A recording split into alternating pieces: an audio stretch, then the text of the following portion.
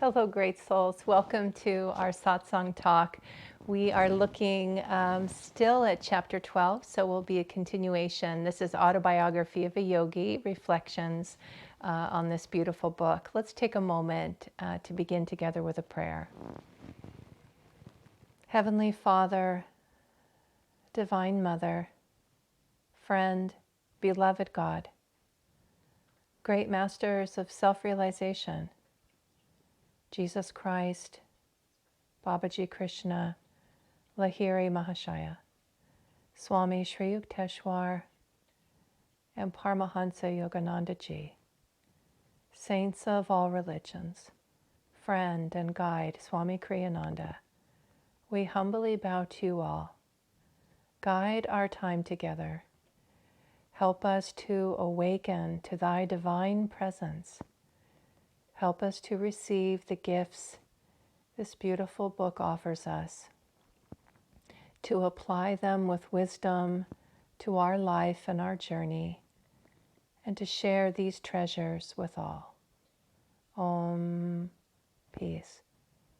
Amen. Okay, dear souls, so I'm reminded in this moment, some of you may be familiar with the epic poem, the Mahabharata. There is, Yogananda wrote an amazing commentary on this, and Swami Kriyananda, or I should say rather, Yogananda shared amazing commentary on the Mahabharata. And Swamiji has written a beautiful book called The Essence of the Bhagavad Gita. The Gita, as some of you may know, is a portion of this longer epic. And it's the story of Arjuna. Yogananda said he was actually Arjuna in a previous incarnation. And so I'm reminded of it anyway because it will, here we are in chapter 12, and there's a story in the Mahabharata where there's a scene where Draupadi is calling out to Lord Krishna for help, and one of the ways that she's saved is she has a sari that will never end, right? So they try to remove her sari, it never ends. And I'm feeling like Divine Mother is playing with me on chapter 12 because I keep feeling like, okay, we'll finish chapter 12 this week. And then, and I said at the very beginning of these reflections, this is scripture. And so it is a sacred text. It was written by a master. Yogananda told Swami Kriyananda his holy vibration is in this book. So any part of it that we read offers us this living presence, this divine living presence of Yogananda and the great teachings of yoga. So when you're looking at a scripture, it's important to relax, to, as one of my teachers said about Patanjali, one time I was taking a course, and Parvati, some of you may know her, Parvati and Pranabha, they are longtime minister members, senior teachers with Ananda. They were teaching a course on the sutras, and Parvati began the class by inviting all of us to relax. She said, these are sacred teachings and texts, very, very, very deep, and don't try to get it all. Don't try to absorb it all or get it all, but rather let it wash through you and allow yourself to be open and receptive and to receive the teachings. Let them come into you and they'll find a way, they'll take place within you. Lakshmi gave a beautiful talk yesterday on the parable from the Bible about when we receive the teachings, right? How to be ready for them. And so how to have rich soil. So really, ultimately, that's the practice, is receptivity, openness, receptivity. And as I said, I feel like Divine Mother is playing with me because each time, even though I've said that, and it's my practice to not be in a hurry, some part of me was falling into, I should get through this, right? We should get through this. I don't know why. I don't know what the rush is. You know, we're going to be doing this for a while for all those who want to be part of it. So what has been lovely for me is that each time I go to the chapter to read it with the thought, well, I'll finish it. I'll find whatever gems are speaking to me, and then we'll wrap it up. I look at it and think, how could I possibly finish that? Now, maybe that will happen today once I'm saying, but just as I was looking at it, I thought, yeah, I don't know how it will, but for my own self, I will remind myself to just relax and lean back and let the teachings be what they are today. I'll share with you what stood out to me, what's been staying with me this week as I've been reflecting on it. And we'll see where that goes. But just as with Drupadi, it has a quality of endlessness, endless treasure, really. That's what I've been finding. So last week when I was talking, I highlighted something that Yogananda mentioned about diet. And he mentioned that, part of what was talked about in chapter 12 is the teaching of ahimsa. And Yogananda had humorous stories to share about the mosquitoes and how he learned from his interactions with the mosquitoes, different moments, different experiences. This principle of freedom, soul freedom, how to be living in a state of consciousness in which you can be without fear and you don't have to have an antagonistic relationship with life. Either trying to push it away, have an aversion to it, or be fearful of it, or attacking of it. And one of the stories, I'm not sure that I mentioned, that masters are known to be fearless. So they live without fear, right? They're living in that state of wholeness. And Yogananda experienced this with Sri Yukteswar. That was one of the lessons he learned about the mosquitoes is Sri Yukteswar said, why don't you get a bed curtain for me too?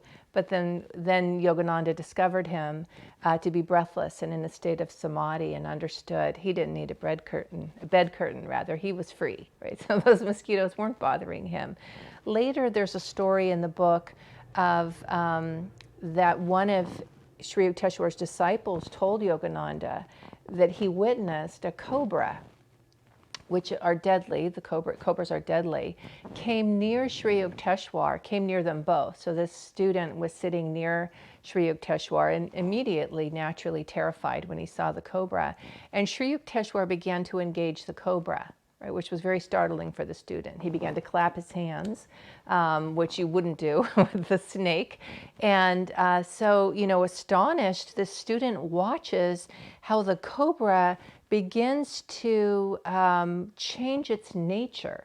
So it has its hood exposed. I mean, it's definitely in a position of threatening, right? That you would know this is dangerous, and that cobra can strike you at any moment. And then Sri Yukteswar begins to clap his hands playfully with the cobra, and the cobra reduces his hood. He changes his stance of aggressiveness, relaxes, and then goes between Sri Yukteswar's feet and travels on. That is a remarkable story, that is. And what this student realized about Sri Yukteswar is he had no fear. So he could engage with the cobra because there was nothing in him emanating anxiety or anxiousness, and this is what animals sense, right? We actually all sense that. We can sense when we have that within us, an instinctual sense of danger, an instinctual sense of energetically what's happening between us and another person, and so, or us and an animal. But animals can sense fear, just like, so anyways, we can too. We can sense that. And apparently, and it makes sense, I've heard this in other contexts, when an animal senses no fear, it affects them, right? And so masters, one of the things that is said about them, not only are they living in a state of fearlessness, but their consciousness is such that they transform everything around them. So people, animals, everything, in their presence, the consciousness is transformed. It has that power. Now, sometimes that's unwelcome, right? So masters recognize, they follow this law of God. There's a statement in our Sunday service, one of our readings, is that God never imposes but invites. The divine will is never imposing, so it won't trespass. And there's something that Sri Yukteswar said to Yogananda about his thoughts. So there's a story in the book where, in this chapter, where Yogananda is listening to Sri Yukteswar, and again, this is about receptivity, so I'll just weave all this together. Sri Yukteswar was giving a talk, and I had said earlier that one of the previous weeks that Sri Yukteswar would, in the evening at time, have these long discourses. They sound amazing. And so sometimes he'd talk all through the night, and then in the morning would come, they'd realize it was morning, and they'd go walk along the Ganges. But he only would speak if people were attentive and receptive. And if someone's consciousness wandered, if it was no longer really receiving the treasures that were being offered, he would stop abruptly. So there was an experience in which Yogananda was listening to him, and at the same time he was pondering these images that had come to him many times, images that later turned out to be places in the United States. Well, one was actually in India, two were in the United States, where his ministry, his work would unfold. One was the Ranchi School in India, and the other two were in Los Angeles, the headquarters that he created, and then the Hermitage by the sea. So these images were in his mind as he was listening to Sri Yukteswar. And Sri Yukteswar stopped speaking abruptly, which startled Yogananda. And he said, why have you stopped speaking? And he said, well, you weren't paying attention. And he said, oh, I was paying attention. I could tell you everything you were saying. He said, you could. But he was asking for something more than that. He was saying, but you were distracted. You weren't fully present. Part of you was pondering these 3 different locations, and their time will come. And then he described them. And Yogananda said, sir, what can I do in the face of a guru who can read my every thought? Right? Like, what can I do in the face of that? And Sri Yukteswar spoke to this principle of, I'm there because you've given me the right to be there. So the only reason that I know what you're thinking is because you've given me that right to enter into your thoughts. I would not enter into them if I had not been given that right. And this is a very important principle that plays out on many levels in spirituality. So this idea that, and I guess I was talking about this because I said masters will transform the consciousness, the environment that they're in, right? And not everyone is receptive to that. So if they perceive that someone is not receptive to them, they have a magnanimous is the word that comes to mind, way in which they allow people to leave them, to reject them, to not receive them, to move away from them. So again, they never impose, and they wouldn't enter into someone's thoughts just because they could. And that's I know in my own experience as a teacher, these are things that, these principles are principles I've practiced, and in our training of yoga teachers and meditation teachers, we talk about the sensitivity of sharing the teachings with those who are interested and paying attention to their level of interest, and without any sense of judgment, right? Not imposing on someone, oh, this would be good for you, which we can do definitely with family and friends.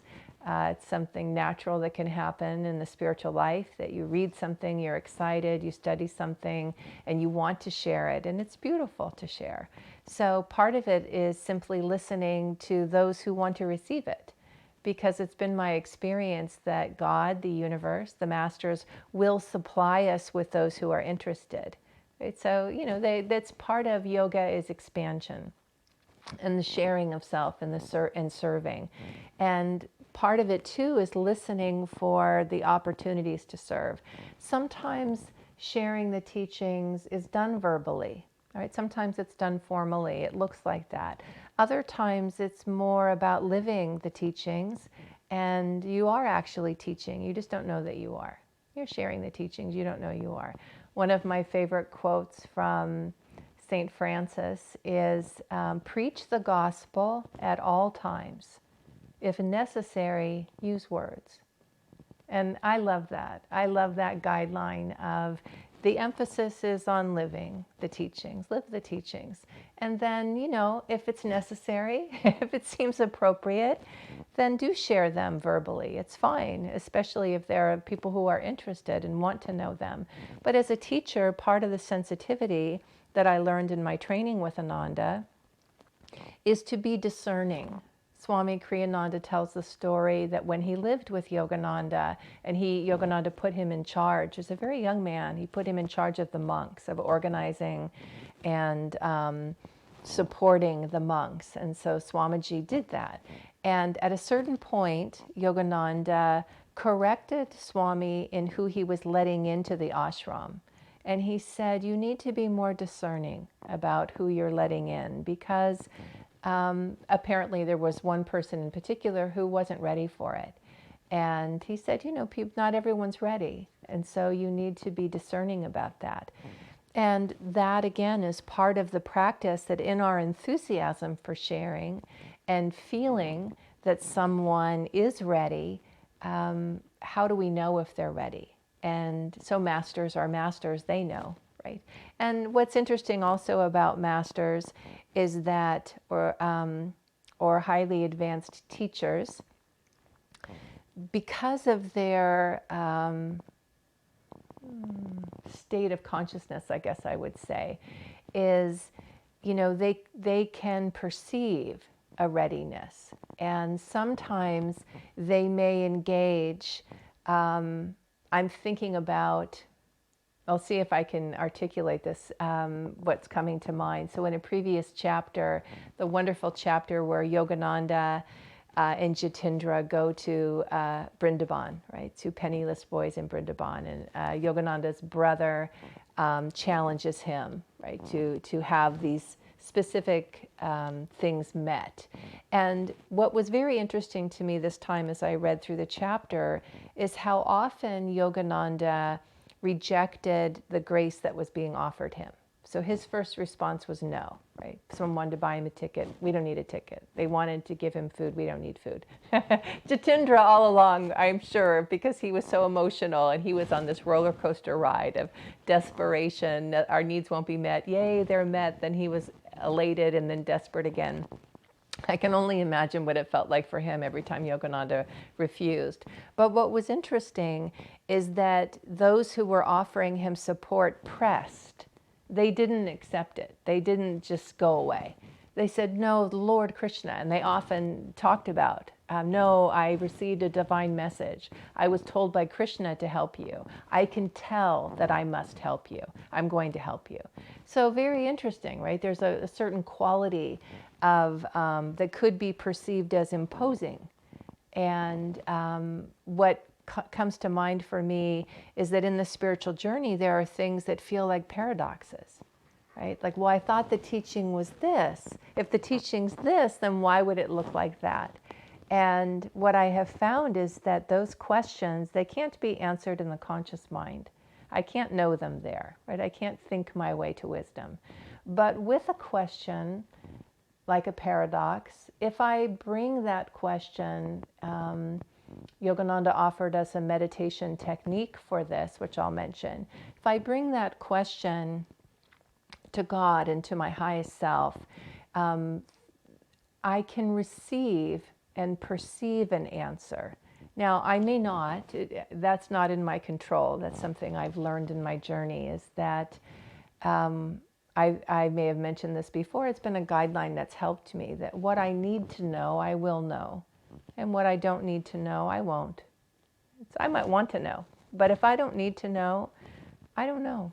I can ask, I can pray about it, I can seek information.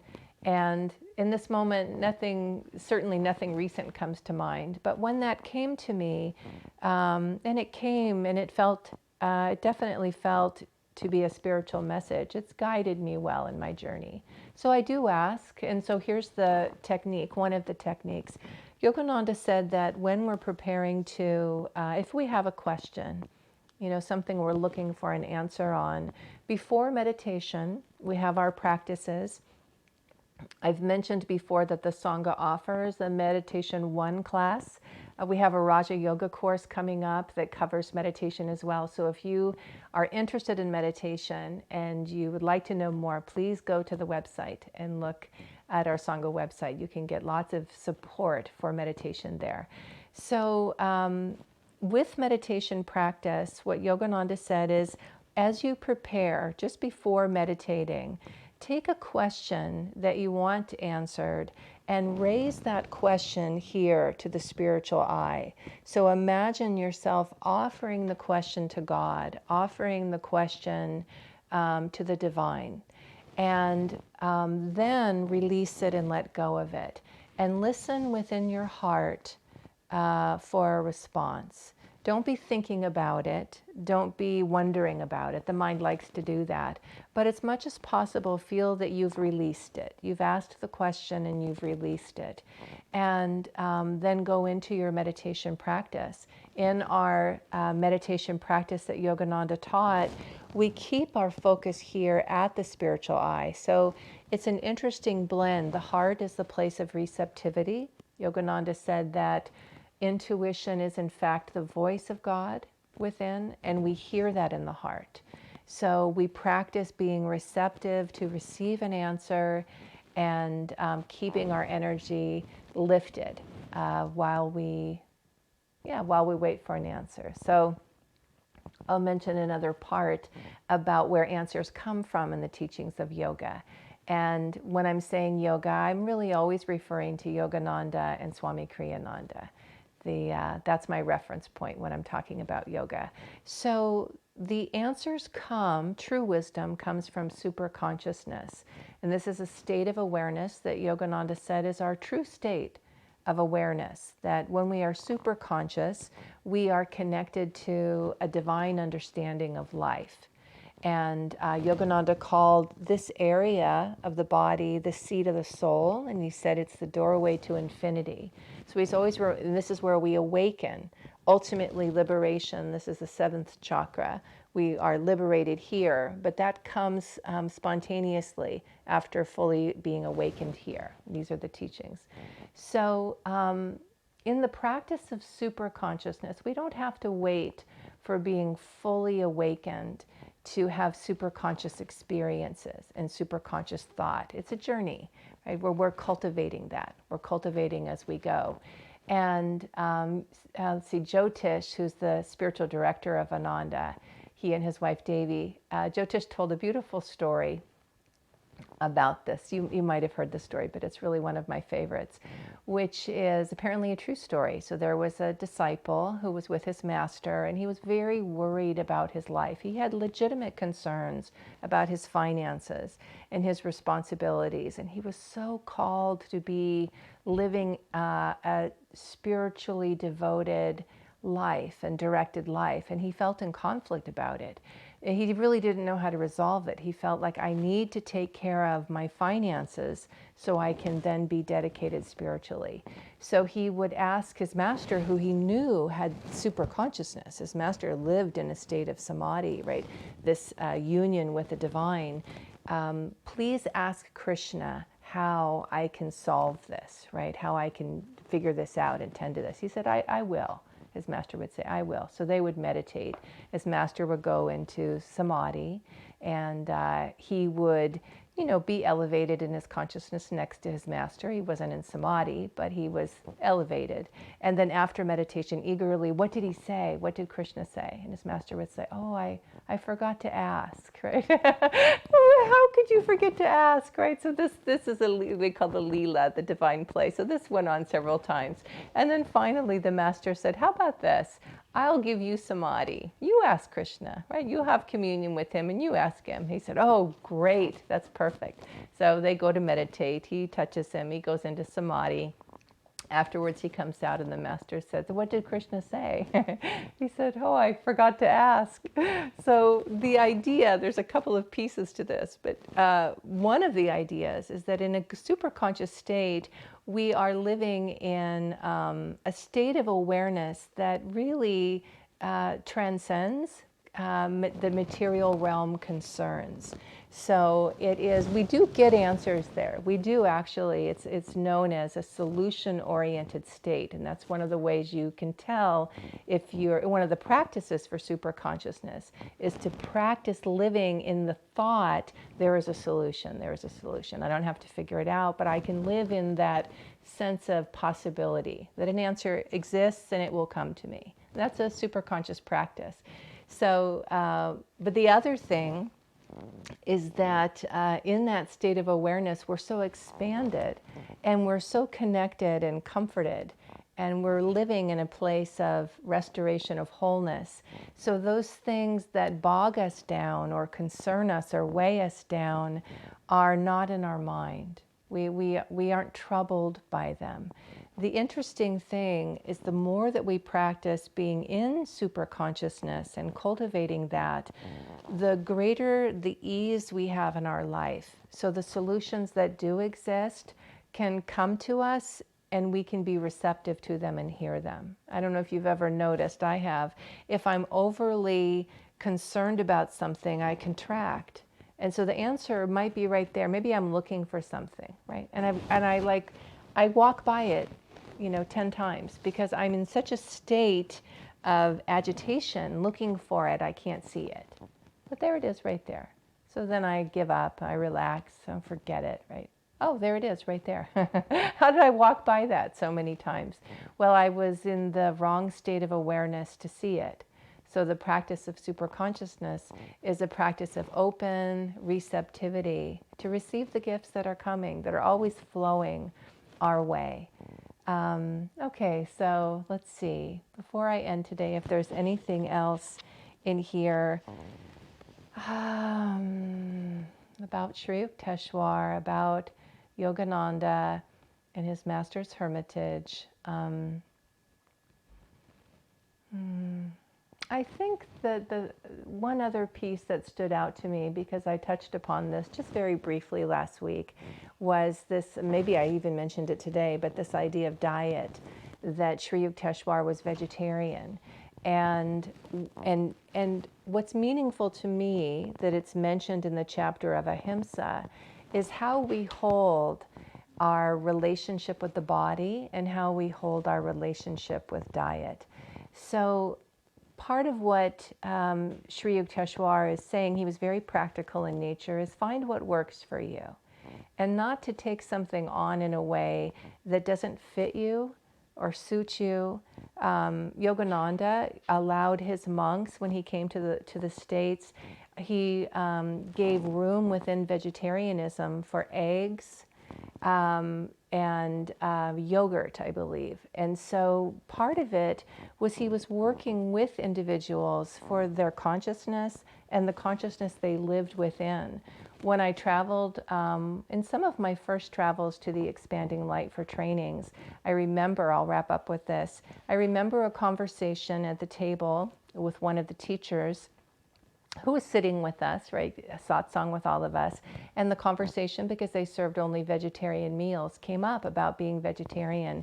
And the teacher very strongly reminded all of us that any time we adhere to a diet with an attitude of judgment toward others, we are not practicing ahimsa. And the point of vegetarianism is to be a practice of ahimsa, right, non-harming. And so this teacher, I always appreciated him saying it would be better to eat meat and be compassionate of others and their choices than to not eat meat and judge everyone for what they eat. And I thought, wow, that touched me very deeply. It was another one of those moments where I knew Ananda was home for me. I could feel it. I could feel the way that they hold the teachings, they share the teachings, and they help me live the teachings, was a good fit. So I will offer that for you today, to be listening from a place of the principle of ahimsa, of nonviolence, non-harming. Whatever you do, practice it in a way that feels expansive and non-judging of yourself and others, and see how that goes for you this week. Okay, great souls. So good to be with